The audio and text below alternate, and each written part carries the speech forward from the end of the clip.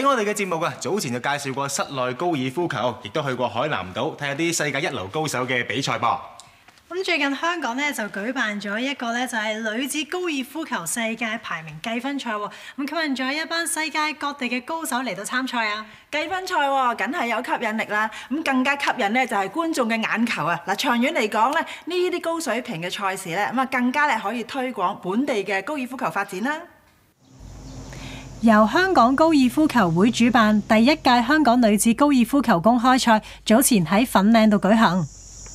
今次1連3日嘅賽事總獎金高達12萬美元咁多，咁亦都係香港難得有女子世界排名嘅積分賽，咁所以吸引咗唔少亞洲嘅好手嚟到參加，當中就包括14位香港嘅球手，咁之前接受我哋訪問嘅 Kitty 譚奕晴呢，亦都係其中之一。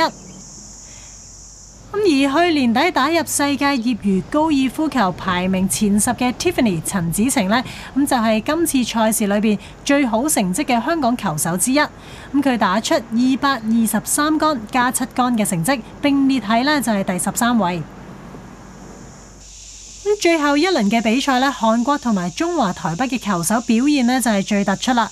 咁而家見到韓國嘅呢一位呢，就係李正花，之前一直呢都領先住對手。咁佢喺第11同埋12號洞都係打出 birdie， 令到佢嘅榜首優勢去到有3杆咁多。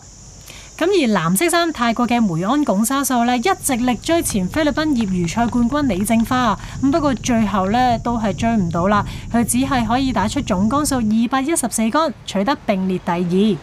咁至於另外一位香港球手李佳穎呢，一樣有唔錯嘅表現喎，咁佢同 Tiffany 一樣呢，都係打出223杆，並列喺第13位。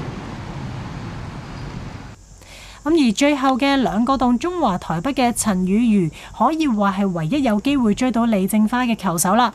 第17洞佢就打出 birdie。另一方面呢，攞到最後並列第4位2位呢，都係嚟自中華台北嘅喎。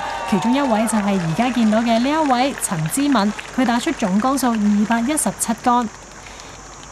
咁至於李正花，佢最後一個洞呢，咁就係打出咗 bogey 啊，咁令到陳雨如呢係有機會逼到佢打 playoff 㗎。咁睇下呢一球入唔入到啦？